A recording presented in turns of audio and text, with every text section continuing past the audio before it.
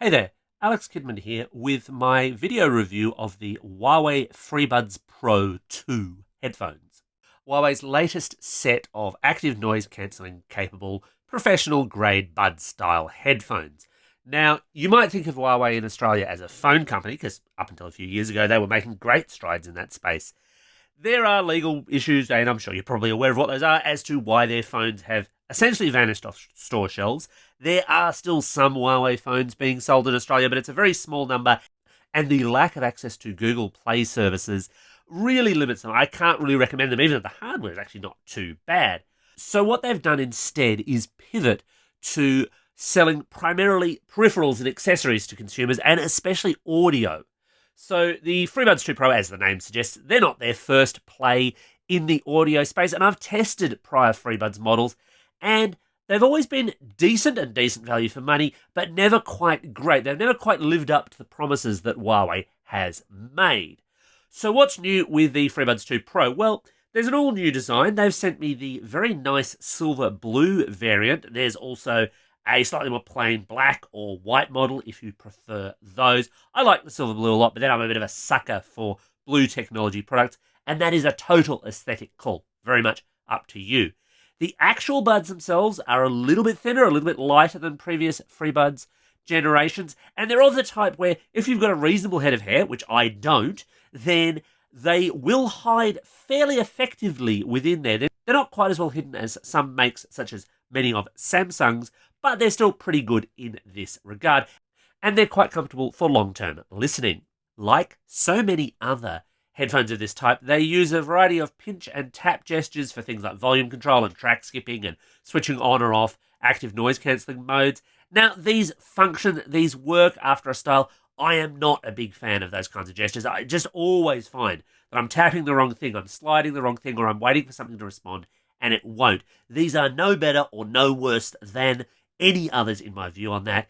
If you need to, yes, they'll work in a, if you'll pardon the pun, pinch, but I just wouldn't rely on them. In terms of internals, they have a dual speaker setup, which has been customized via Diavolet, with sound profiles available, but you can also create your own. Now, they're Bluetooth, and you just pair them to any device you can name via this pairing button, but that will only give you a limited subset of functionality. Of course, they'll work with anything that is standard Bluetooth.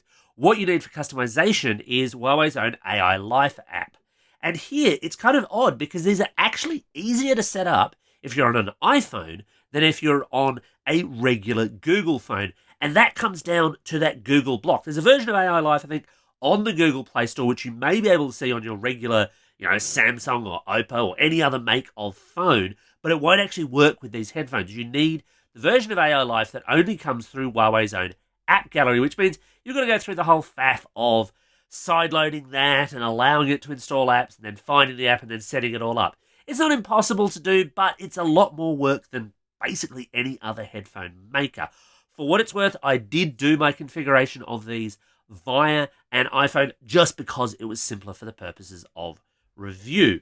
Now, actual audio quality, yeah, it's actually very, very good. I was very impressed. It's always the hardest thing in these YouTube videos to display, of course, because I can't play you the music. You don't have my ears. But having tested a wide variety of these higher-end buds, yeah, these sit right up there in terms of audio quality. However, you wouldn't just buy a set of these just for the audio quality. There's also the active noise cancelling. And here, Huawei makes some really bold claims about just how good they are and just how many modes there are.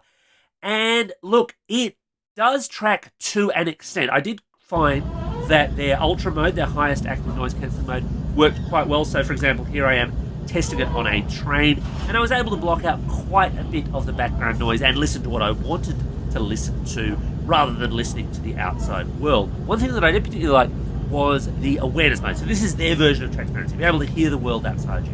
Most headphones in this price bracket will offer that kind of functionality. Huawei, I think, have really nailed it. I found that it was very, very good at picking up voices, making it clear what was going on around me without necessarily needing to take the buds out. You still do get that slightly isolated feeling, but that's to be expected. You have things in your ears, after all. One slight bugbear with the active noise cancelling, though. So these headphones have a dedicated flight mode, and I'll be honest, I was not able to get onto a plane to test how well that worked. But in fact, I wouldn't have been able to test how well that worked anyway, because flight mode is only available for Huawei phones running its EMUI interface. And that's a tiny number of current phones available to Australians. I find that kind of annoying. I sort of get the, look, it's within your ecosystem, you make it easier, you do that whole thing where you flip them open and it comes up on a Huawei phone much more obviously. That's all fine, but don't hide features that these things can do away from users, Huawei. That's just mean. When it comes to battery, this is a slight weak point for the Freebuds 2 Pro, I think, just comparatively. So Huawei rates it as capable of up to 4 hours of playback with active noise cancelling, or 6.5 without. Now, I have no idea why you'd buy a set of active noise cancelling buds and not use active noise cancelling pretty much all of the time, but hey, you do you. The thing here is that a lot of their competitors are up in the 5, 6, 7 or more hour rating with active noise cancelling. 4 hours is not a heck of a lot. It's on the lower side. With the battery case, you can push that up to 18 hours with active noise cancelling or 30 hours without if you must. In my own testing of this, yeah, look, that 4 hour figure is achievable. I've even achieved slightly over it, although when I say slightly, I'm talking 10, 15 minutes, no more than that. It is on the lower side, but it's achievable. That is at least a plus because so many of these claimed figures fall flat when you actually do real-world testing. Now, the price is also key here. These retail in Australia for $349, a little bit lower than many of the alternatives, but I should address those alternatives because these do not exist in a vacuum, and I think the comparison is important. It's not just the Freebuds Pro 2, you've also got devices like Sony's really nice XM4s. You've, of course, got the Apple AirPods Pro, devices like Samsung's Buds 2 Pro, or the Bose Quiet Comfort Buds to consider, all broadly within this price range, typically a little bit more expensive. And look, if you pushed me, I think that some of Huawei's competitors do it a little bit better in certain areas. So it very much comes down to what's important to you. So, for example, in active noise cancellation, if that was your key priority, I would go with the Bose Quiet Comfort earbuds. They still do the best active noise cancelling that I've heard out of any set of buds. If you wanted the best high-end audio, I would still give that award to the Sony XM4s. They just edge out the competition in my hearing, in my testing. Not that the Huawei are bad, the Sonys are just slightly better.